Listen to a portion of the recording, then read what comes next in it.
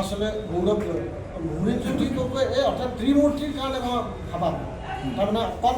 অশেষ লুৰিণ কাৰণ তেওঁলোকে এইটো ক্ষেত্ৰত বহুত হয়তো থিংকিং পাৱাৰটো ডাউন হৈছিলে ভাৰতীয় জনতা পাৰ্টীৰ বহু ক্ষেত্ৰত তেওঁলোকৰ পাব্লিকৰ মনত যিটো জনসংযোগ এই জনসংযোগ কিছু হ'লে বিস্মৃত হৈছে আৰু এইটোৰ কাৰণে তেওঁলোকে এটা বেয়া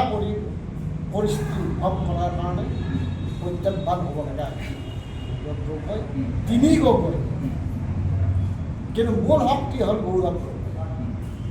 মিত্ৰতাক লৈ তিনি গগৈ কিবা খেলি মেলি লগাৰ কিবা পাইছে নেকি এতিয়ালৈকে মিত্ৰতা হোৱা নাই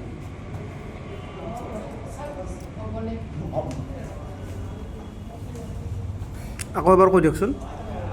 সম্ভৱ নহয় এইকাৰণে যে আজিৰ ডিউৰেশ্যন যিহেতু তেওঁলোকৰ চেতানটো সেইটোৱে এবজৰ্ভ হৈ আছে তেতিয়াহ'লে অকণমান চিন্তাৰ বিষয়ে তেওঁলোকৰ ডিচিশ্যনবিলাক ৰং ডিচিশ্যন কাৰণ তেওঁলোকে নিজকে প্ৰতিষ্ঠা কৰিব বিচৰা বাবে হয়তো এইটো যৌথ হিচাপে আৰু আৰ্থিক অনাটন ৰাইজৰ যিটো আৰ্থিক অনাটন এইবিলাক কেতিয়া এইটো বস্তুটো মই অকণমান কৰোঁ যে ঋণম দিত্তা ঘিতম বিবেক অৰ্থাৎ আমি বৰ্তমান প্ৰশাসক মণ্ডলী অসম বিধানসভাৰ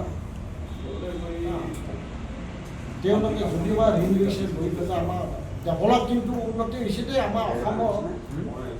হয়তো মই 70ৰ পৰা মই জনা বুজা হৈছোঁ তেতিয়াৰ পৰা ডেভেলপটো এই ডিউৰেশ্যন পাই গৈছে আৰু এই ডেভেলপটো আজিলৈকে আগত বহু মুখ্যমন্ত্ৰী হেৰিত কোনেও এই ধৰণে ডেভেলপটো কৰিব পৰা নাছিল আৰু এই ডেভেলপটো কেন্দ্ৰ কৰিয়ে অপজিশ্যন পাৰ্টিবিলাকে যথেষ্ট তেওঁ থিংকিং পাৱাৰটো বেয়া কৰিছে